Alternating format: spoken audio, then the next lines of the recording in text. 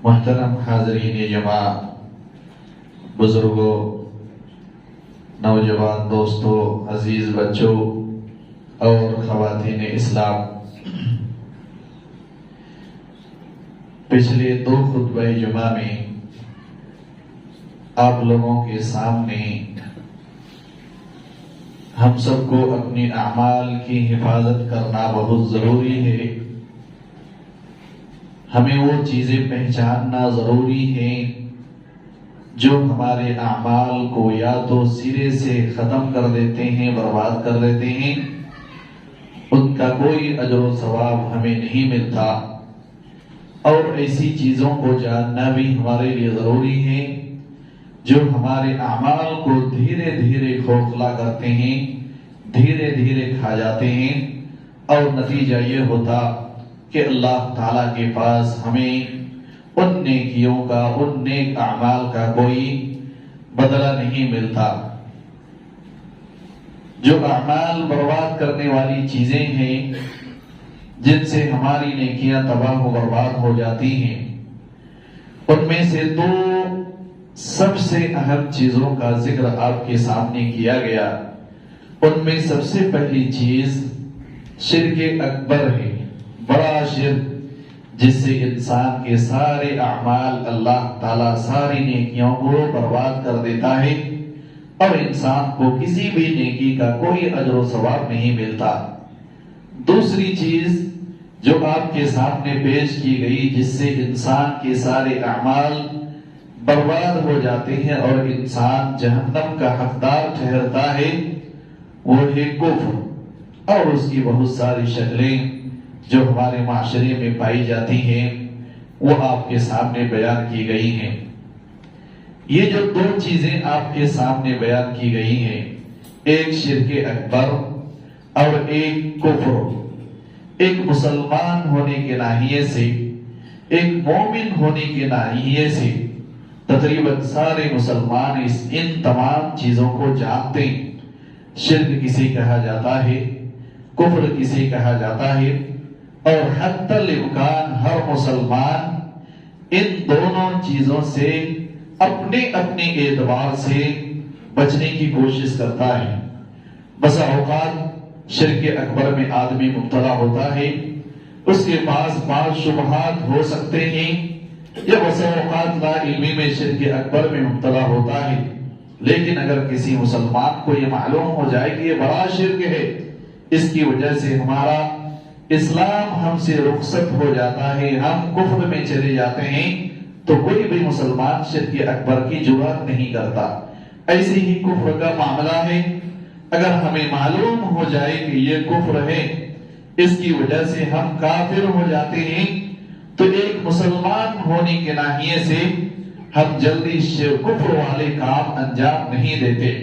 یہ بہت ساری کفر کی شکلیں اگرچہ ہمارے معاشرے میں موجود ہیں، لیکن جان بوجھ کے کہ یہ کفر ہے، اس کے باوجود اس کی جرات کرنے والے بہت کم لوگ آج ہمارے معاشرے میں الحمدللہ موجود ہیں۔ البتہ شرک کے اور کفر کی بہت ساری شکلیں انجانے میں یا بعض شبہات کی وجہ سے یا لا علمی کی وجہ سے ہمارے معاشرے میں آج بھی موجود ہیں۔ آج کے خطبہ جمعہ میں نیک اعمال کو برباد کرنے والی تیسری چیز جو آپ کے سامنے بیان کیا جائے گا، وہ ان 2 چیزوں سے مختلف ہے، وہ اس ناحیے سے مختلف ہے کہ یہ دونوں چیزیں تو ہم سب جانتے ہیں، لیکن جو تیسری چیز ہے جس کو ریا کہا جاتا ہے، اس سے بچنا بھی ہمارے لیے بہت ضروری ہے۔ ریا اور ریا شرک سے اور کفر سے، ریا کے بارے میں جاننا اور ریا سے بچنے کی کوشش کرنا، یہ شرک اور کفر سے بچنے اور جاننے سے زیادہ اہم ہے۔ یہ اس وجہ سے کیونکہ شرک اکبر کو ہم سب جانتے ہیں، ان سے بچنا ممکن ہے، اسی طرح سے کفر کو ہم سب جانتے ہیں، ان سے بچنا ممکن ہے، لیکن ریا ہماری پوری زندگی پہ حاوی ہے۔ اور ریا کے بارے میں اللہ کے رسول صلی اللہ علیہ وسلم نے فرمایا کہ دبیب النمل، یہ جو ریا ہے انسان کی زندگی میں ایسے ہی داخل ہوتا ہے جیسے چیونٹی کی چال ہے، اسی انداز میں انسان کی زندگی میں، انسان کے اعمال میں، نیکیوں میں وہ داخل ہوتا ہے، اور انسان اس کا احساس بھی نہیں کرتا، وہ شرک میں مبتلا ہوتا ہے۔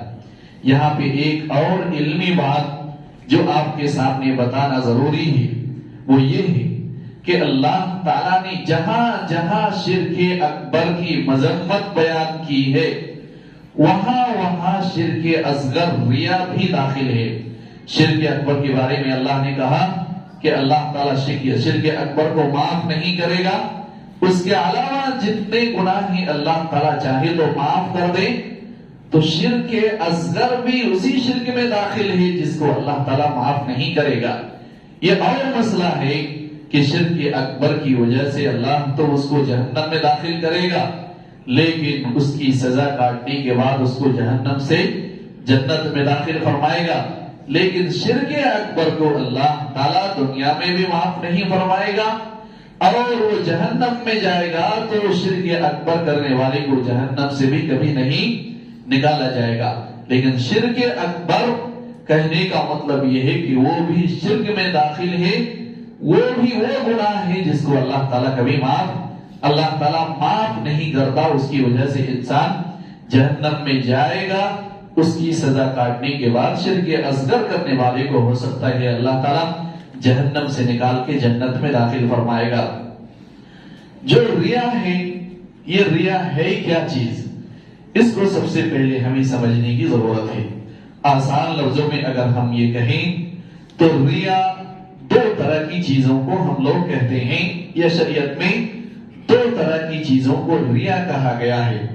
ایک تو یہ ہے کہ ہم کوئی بھی اطاعت کا کام کریں، کوئی بھی نیک کام کریں، وہ اللہ کو خوش کرنے کے بجائے، اللہ سے اجر و ثواب کی امید کے بجائے ہم کسی غیر کو، کسی شخص کو، کسی غیر اللہ کو خوش کرنے کے لیے نماز پڑھیں، کوئی نیکی کا کام کریں یا کوئی بھی اطاعت کا کام کریں، یہ ایک شرک ہے، ریا ہے۔ اور اسی طرح سے ریا کے اندر وہ چیز بھی داخل ہے کہ ایک نیک عمل ہم کر رہے ہیں، اس میں اللہ تعالیٰ کو راضی کرنا ہمارا مطلوب ہے، مقصد میں شامل ہے، لیکن اسی مقصد میں ہم غیر اللہ کو راضی کرنا بھی شامل کر لیتے ہیں کہ اس سے ہمیں اللہ کو بھی راضی کرنا ہے اور لوگ بھی میری تعریف کریں، نمازی کہیں، عبادت گزار کہیں، روزے دار کہیں، حاجی کہیں، یا اس قسم کے لقب سے مجھے پکارا جائیں، لوگ مجھے نیک سمجھیں، یہ بھی ریا کے اندر داخل ہے۔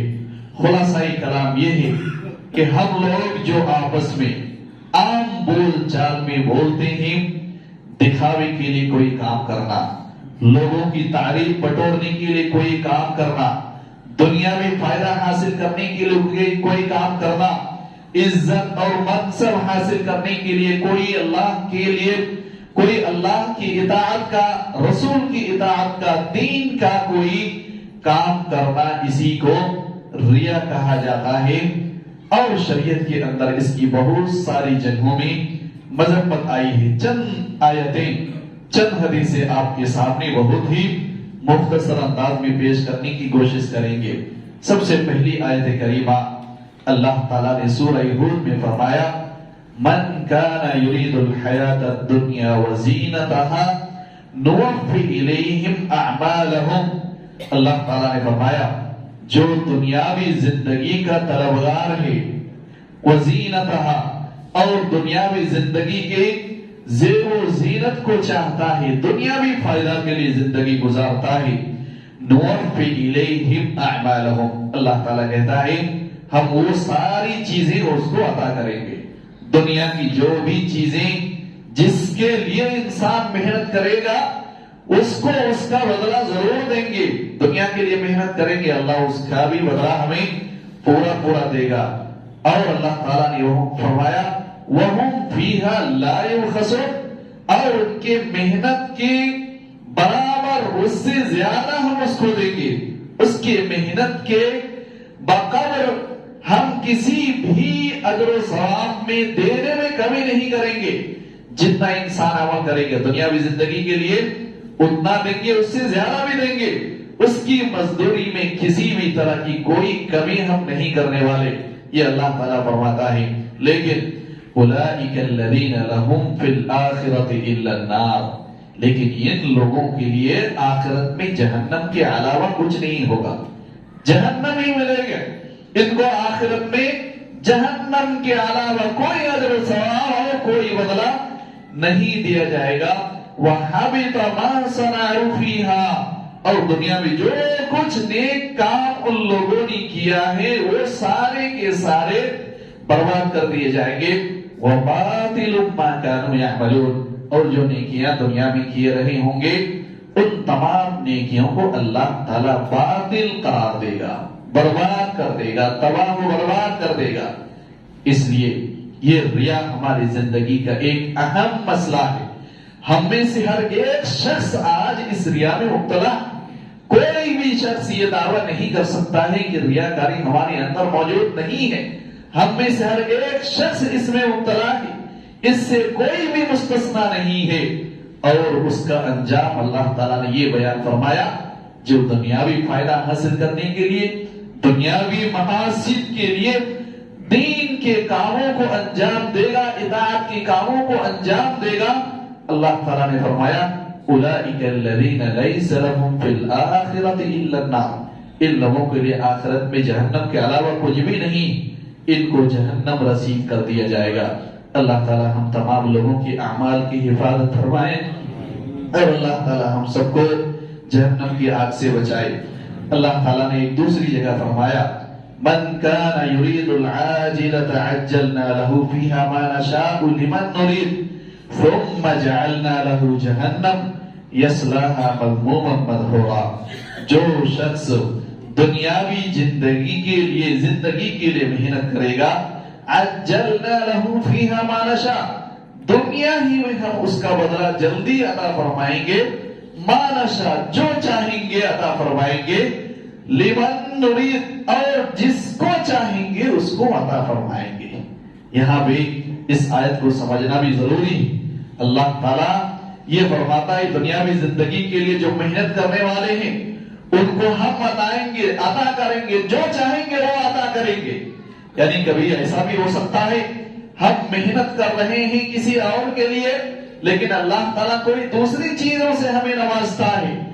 اسی طرح بس اوقات ہم محنت کر رہے ہیں, اللہ تعالیٰ اس محنت کے بدلے میں ہمیں اس سے زیادہ عطا فرماتا ہے. اور اللہ تعالیٰ نے فرمایا لمن نرید, ہم جس کو چاہیں گے اس کو عطا کریں گے. اس لیے انسان کو یہ کبھی نہیں سوچنا چاہیے ہم بھی محنت کر رہے ہیں وہ بھی محنت کر رہا ہے, مجھے نہیں ملتا اس کو زیادہ ملتا. اللہ تعالیٰ فرماتا ہے جس کو جتنا چاہیں گے, جتنا چاہیں گے دیں گے, جس کو چاہیں گے وہ دیں گے. اللہ تعالیٰ نے آگے فرمایا ثم جعلنا له جہنم, لیکن آخرت میں اس کے لیے ہم نے جہنم تیار کر رکھا ہے. یصلاها مذموما مدحورا, ذلیل اور رسوا ہو کر وہ جہنم میں داخل ہوگا.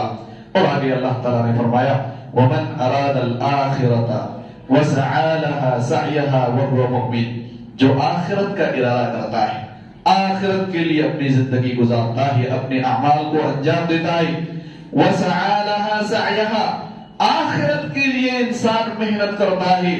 وهو مؤمن, شرط یہ ہے کہ مومن ہو, مومن ہونا شرط ہے, اور آخرت کے لیے نیکیوں کو انجام دیتا ہے. فَأُولَئِكَ كَانَ سَعْيُهُمْ مَشْكُورًا, یہ وہ لوگ ہیں جن کی کوششوں کی قدر کی جائے گی اللہ تعالیٰ کے نزدیک. اللہ تعالیٰ ان لوگوں کو ان کے نیک اعمال کا آخرت میں بدلہ عطا فرمائے گا. جو آخرت کے لیے کام کرے گا اللہ تعالیٰ آخرت میں اس کو بدلہ عطا فرمائے گا. جو دنیا کے لیے کام کرے گا اللہ تعالیٰ دنیا میں اس کو اس کا بدلہ عطا فرمائے گا. ہر ایک کو اللہ تعالیٰ ان کی محنت, مقصد, نیت کے حساب سے بدلہ عطا فرمائے گا. اس لیے یہ ہمیں نہیں سمجھنا چاہیے کہ اگر کوئی دنیا کے لیے محنت کر رہا ہے, شہرت کے لیے محنت کر رہا ہے, جہاں وہ منصب عزت کے لیے محنت کر رہا ہے تو اس کو نہیں ملنے والی، مل سکتی ہے۔ بسا اوقات شہرت چاہے اور مشہور ہونا چاہے، دنیاوی فائدہ حاصل کرنا چاہے، عزت چاہے، منصب چاہے، اللہ تعالیٰ دے سکتا ہے، لیکن اللہ تعالیٰ نے کہا اولئک الذین لیس لہم فی الآخرۃ الا النار، آخرت میں آگ کے علاوہ ان کو اور کچھ نہیں ملنے والی ہے۔ یہ وہ لوگ ہیں جو دنیا میں بھی نیک اعمال، اپنی زندگی کے اعمال کو لوگوں کو خوش کرنے کے لیے کرتے ہیں، اللہ تعالیٰ ان کو ان کی دنیا ہی میں ان کو بدلہ دیتا اور آخرت میں جہنم ان کا نصیب ہے۔ اس لیے ہمیں آخرت کے کاموں کو، دین کے کاموں کو آخرت کے لیے، اللہ کو خوشنودی حاصل کرنے کے لیے، اللہ کو خوش کرنے کے لیے انجام دینے کی کوشش کرنی چاہیے۔ اسی طرح سے ریاکاروں، اسی طرح سے دکھاوے اور لوگوں کی تعریف بٹورنے کے لیے، نیک اعمال کو انجام دینے والوں کے لیے اللہ تعالیٰ نے فرمایا وَوَيْلٌ لِّلْمُصَلِّينَ الَّذِينَ هُمْ عَنْ صَلَاتِهِمْ سَاهُونَ الَّذِينَ هُمْ يُرَاءُونَ، اللہ تعالیٰ نے فرمایا ان لوگوں کے لیے تباہی و بربادی ہے، ہلاکت ہے۔ اور ایک روایت کے مطابق، ایک تفسیر کے مطابق، ان لوگوں کے لیے ویل جہنم ہے الذین هم عن صلاتهم ساہون، جو اپنی نماز میں غفلت برتتے ہیں، اپنی نماز سے غافل ہیں۔ اپنی نماز سے غافل ہونے میں نماز میں ہر طرح کی کوتاہی شامل ہے، نماز کو مکمل چھوڑنا بھی شامل ہے، نماز کو اس کے وقت میں ادا نہ کرنا بھی شامل ہے، اور اسی طرح سے من مرضی کے حساب سے، جس حساب سے چاہے نماز پڑھنا، ان کے شروط، آداب اور سنت کا اعتبار نہیں کرنا، یہ ساری چیزیں نماز سے غافل ہونے میں شامل ہے۔ اللہ تعالیٰ نے سب کے بارے میں کہا کہ ان تمام لوگوں کے لیے تباہی اور بربادی ہے، اور کن لوگوں کے لیے الذین هم یراؤون، اور جو لوگوں کو دکھاوے کے لیے اعمال کرتے ہیں ان کے لیے بھی تباہی بربادی ہے۔ لہذا لوگوں کو دکھاوے کے لیے کوئی بھی عمل اگر کیا جاتا ہے تو اس کا ٹھکانہ جہنم ہے۔ ایسے لوگوں کا ٹھکانہ اللہ تعالیٰ نے جہنم بتایا۔ اللہ تعالیٰ نے ایک دوسری جگہ فرمایا وَإِذَا قَامُوا إِلَى الصَّلَاةِ قَامُوا كُسَالَىٰ يُرَاءُونَ النَّاسَ وَلَا يَذْكُرُونَ اللَّهَ إِلَّا قَلِيلًا۔ اللہ تعالیٰ نے منافقین کے بارے میں فرمایا کہ جب یہ نماز میں کھڑے ہوتے ہیں بڑے سست ہوتے ہیں، نماز میں کھڑے ہونا ان کے لیے بہت شاق گزرتا ہے، مشکل کام وہ سمجھتے ہیں، سست ہو کے نماز میں کھڑے ہوتے ہیں۔ اور آگے اللہ تعالیٰ نے فرمایا یراؤون الناس، لوگوں کو دکھانے کے لیے کھڑے ہوتے ہیں نماز میں، نماز پڑھتے ہیں لوگوں کو دکھانے کے لیے۔ ولا یذکرون اللہ الا قلیلا، اور اللہ تعالیٰ کا ذکر نماز میں وہ بہت کم کرتے ہیں، اور ذکر و اذکار بہت کم کرتے ہیں۔ لہذا لوگوں کو دکھاوے کے لیے، دنیاوی مقاصد حاصل کرنے کے لیے، لوگوں کی تعریف بٹورنے کے لیے، دنیاوی کوئی بھی مقصد کے لیے اگر ہم کسی بھی نیک کام کو کرتے ہیں تو وہ تباہی اور بربادی ہے۔ یہ منافقین کی صفت ہے جو آج افسوس کے ساتھ ہمارے معاشرے میں داخل ہوتا جا رہا ہے۔ اللہ تعالیٰ نے ایک اور جگہ فرمایا لا تحسبن الذین یفرحون بما اتوا ویحبون ان یحمدوا بما لم یفعلوا فلا تحسبنهم بمفازة من العذاب ولهم عذاب علیم۔ اے اللہ کے نبی صلی اللہ علیہ وسلم، آپ ان لوگوں کو ہرگز جہنم سے بچنے والے نہیں سمجھنا، جہنم سے نجات پانے والے ہرگز ان لوگوں کو نہیں سمجھنا۔ الذین یفرحون بما اتوا، جو اپنے اعمال پہ بڑے خوش ہوتے ہیں کہ ہم نے یہ کیا، ہم نے یہ کیا، ہم نے یہ کیا، اپنے کیے ہوئے اعمال پہ بڑے خوش ہوتے ہیں کہ وہ غرور میں مبتلا ہوتے ہیں۔ اور آگے اللہ تعالیٰ نے فرمایا وَيُحِبُّونَ أَن يُحْمَدُوا بِمَا لَمْ يَفْعَلُوا، بلکہ وہ تو چاہتے ہیں کہ ایسے کاموں پر بھی ان کی تعریف کی جائے جن کاموں کو انہوں نے انجام نہیں دیا، جو کام کیا بھی نہیں وہ بھی کریڈٹ وہ لینا چاہتے ہیں۔ اللہ کے رسول صلی اللہ علیہ وسلم کو مخاطب کر کے کہا اے اللہ کے نبی صلی اللہ علیہ وسلم، ان کو آپ جہنم سے بچنے والے ہرگز نہیں سمجھنا. یہ لوگ اپنے اعمال پہ گھمنڈ، اپنے اعمال پہ ان کے یہاں عجب ہے، ان کے اعمال پر ان کو تکبر ہے، ان کو احساس ہے، یا یہ اظہار کرتے ہیں کہ ہم نے بہت سارے نیک اعمال کیے.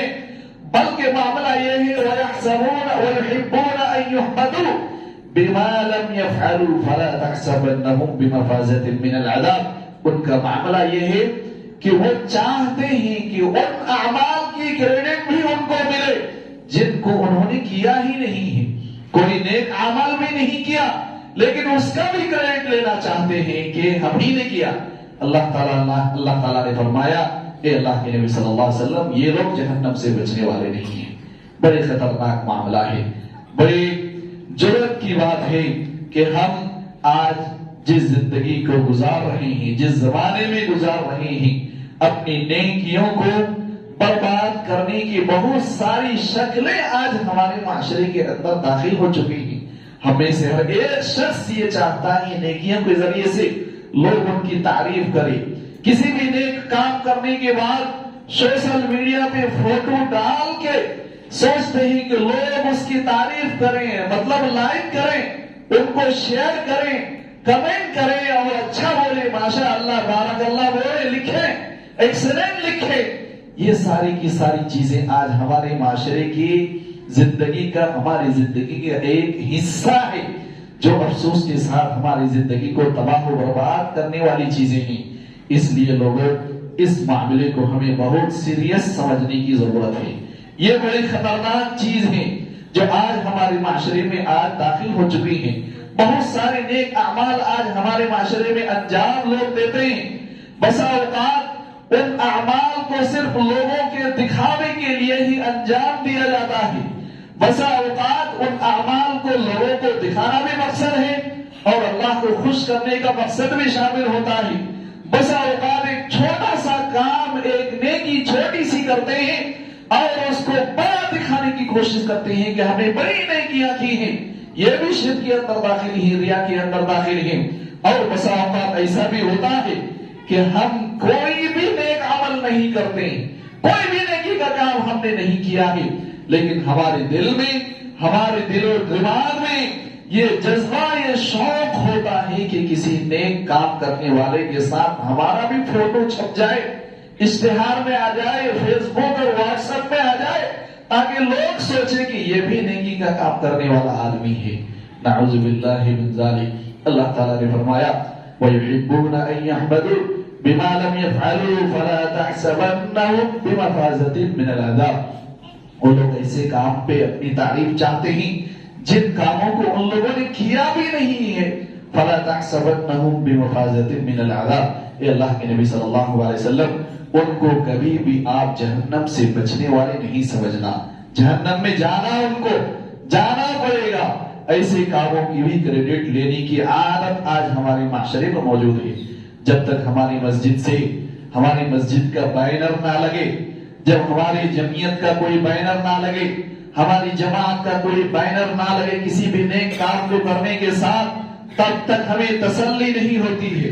جب تک کوئی نیکی کرنے کے بعد فیس بک، واٹس ایپ میں ڈال کے 2-4-20,000 لائک نہ مل جائے، ہم اس کے پیچھے لگے رہتے ہیں، ہر جگہ شیئر کرنے کی کوشش کرتے ہیں. مقصد یہ نہیں ہوتا ہے کہ کیا چیز ہم پہنچا رہے ہیں، کیا مقصد ہے. مقصد یہ ہوتا ہے کہ لوگ اس کو لائک کریں، شیئر کریں اور ہمیں تعریف ملے اور لوگ ہماری تعریف کریں. یہ بڑی خطرناک چیز ہے جو آج ہمارے معاشرے میں بہت افسوس کے ساتھ داخل ہو گئی ہے.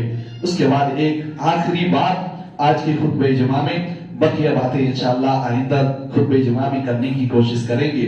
اللہ تعالیٰ نے، اللہ کے رسول صلی اللہ علیہ وسلم نے ریا کی بہت ساری مذمت قرآن حدیث میں بیان کی ہیں. کچھ آیت کریمہ میں نے آپ کے سامنے پڑھی ہیں، ابھی بہت ساری حدیثیں بھی ہیں جو آپ کو نہیں سنائی گئی ہیں. اللہ کے رسول صلی اللہ علیہ وسلم کی ایک مشہور حدیث جو بارہا ہم سب نے سنی ہوگی، ابو ہریرہ رضی اللہ تعالی عنہ کی حدیث، لمبی حدیث مختصر میں آپ کو بیان کر رہا ہوں. اس حدیث کو روایت کرنے والے ایک راوی کہتے ہیں ایک مرتبہ میں نے دیکھا کہ لوگ ایک جگہ جمع ہوئے ہیں. میں نے دیکھا کہ لوگ ایک آدمی کے ارد گرد بہت سارے لوگ جمع ہی. میں نے جا کے دیکھا کہ کون ہے. دیکھا کہ ابو ہریرہ رضی اللہ تعالی عنہ صحابی رسول لوگوں کو حدیثیں سنا رہے ہیں. میں نے حدیثیں سنی, لوگوں کے جاری کا انتظار کیا. جب ابو ہریرہ رضی اللہ تعالی عنہ تنہا ہو گئے, سب چلے گئے, میں نے ان سے پوچھا کہ آج آپ کو مجھے ایک حدیث سنا کے ہی جانا ہے, آپ مجھے کوئی ایک حدیث ضرور سنائیں. ابو ہریرہ رضی اللہ تعالی عنہ کو کئی بار یہ کہنے کے بعد ابو ہریرہ رضی اللہ تعالی عنہ ایک حدیث سنانے کے لیے راضی ہو گئے. جب وہ حدیث سنانے کی جرأت ارادہ کیا ابو ہریرہ رضی اللہ تعالی عنہ, تو اس حدیث کی ہیبت اور اس حدیث کے اندر جو خطرناک چیز, ریا کی جو مذمت, ریا کی جو تباہ کاری اور جو خطرناکی اس حدیث میں بیان کیا گیا ہے, اس کے تصور سے, اس کے احساس سے ابو ہریرہ رضی اللہ تعالی عنہ بار بار بے ہوش ہوتے رہے. بار بار کئی بار بے ہوش ہوئے اس کے تصور سے. وہ صحابی کہتے ہیں, وہ راوی کہتے ہیں, کئی بار بے ہوش ہونے کے بعد ایک مرتبہ ایسا بھی ہوا کہ وہ چہرے کے بل گرنے والے تھے ابو ہریرہ رضی اللہ تعالی عنہ. میں نے اس کو سنبھالا, اپنے بازو دے کر ان کو کھڑا کیا. پھر جب بے ہوشی سے ہوش میں آئے تو انہوں نے اللہ کے رسول صلی اللہ علیہ وسلم کی حدیث سنائی, جس میں 3 ریاکار آدمی کا واقعہ ابو ہریرہ رضی اللہ تعالی عنہ کو اللہ کے رسول صلی اللہ علیہ وسلم نے اکیلے کمرے میں سنایا. اللہ کے رسول صلی اللہ علیہ وسلم نے فرمایا کہ 3 لوگوں کو قیامت کے دن لایا جائے گا. ان میں سے ایک قرآن کو پڑھنے اور پڑھانے والا ہوگا, قرآن کا قاری, قرآن کا جانکار. اللہ تعالیٰ قیامت کے دن لائے گا. کہا گا کیا کیا تو نے قرآن کے ساتھ؟ کہے گا اللہ تو نے قرآن کا علم دیا, میں نے بہت پڑھایا لوگوں کو, خود بھی پڑھا, قیام اللیل میں بہت قرآن کی تلاوت کیا. اللہ تعالیٰ مختصر میں اللہ تعالیٰ کہے گا کہ نہیں, تو نے اس کام کے لیے, مجھے راضی کرنے کے لیے یہ کام نہیں کیا, تو نے لوگوں کو دکھانے کے لیے کیا, لوگوں کی تعریف بٹورنے کے لیے کیا. لوگوں نے تمہیں قاری کہا, پڑھنے والا, حافظ قرآن کہا. لوگوں میں جو تو نے چاہا, لوگوں سے جو چاہا, دنیا میں جو چاہا, وہ تمہیں دنیا ہی میں مل چکی ہے. آخرت میں تیرا ٹھکانہ لیس لہم فی الآخرۃ الا النار. ایسے لوگوں کے لیے آخرت میں جہنم کے علاوہ کوئی اور اجر و ثواب نہیں ہے, لہذا جہنم میں ڈال دیا جائے گا. ایسے ہی ایک مالدار شخص کو لایا جائے گا, پوچھا جائے گا تو نے مال کا کیا کیا؟ کہے گا اللہ کے راستے میں بہت خرچ کیا, فقراء مسکین کو بہت دیا, تیرے گھر تعمیر کیا, تیرے گھر کی اخراجات میں دیا. اللہ تعالیٰ کہے گا تو نے اس لیے نہیں دیا کہ میں راضی ہو جاؤں, تو نے اس لیے دیا تاکہ کہے کہ دونوں مسجد بنانے والوں میں ہے, تو مسجد کی تعمیر کا کام کرتا ہے, مسجد کے اخراجات کو برداشت کرنے والا ہے. لوگوں کی تعریف کے لیے تو نے یہ کیا, وہ تعریفیں تمہاری کی گئی, کمیٹی کا صدر کہا گیا, کمیٹی کا ممبر کہا گیا, مسجد کا متولی کہا گیا, مسجد کی تعمیر کرنے والا کہا گیا, فقیر مسکینوں کے ساتھ حسن سلوک کرنے والا, ان کا خیال رکھنے والا, فقیر مسکین کے ہمدرد بتایا گیا تمہیں. دنیا میں یہ ساری تعریفیں تمہیں ملی. اولئک الذین لیس لہم فی الآخرۃ الا النار.